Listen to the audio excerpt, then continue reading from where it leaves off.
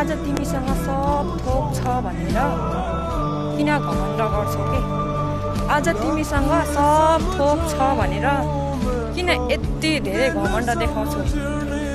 भोलि त्यही कुरा मसँग पनि हुन सक्छ। विचार गर बहिनी, विचार गर बहिनी, तिम्रो त्यो रूप पनि एक दिन मरेरै जान्छ।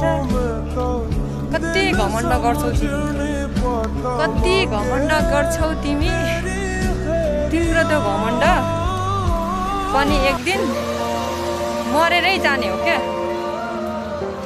यति बुझ, पैसाले सधैँ एउटै भाषा बोल्छ के।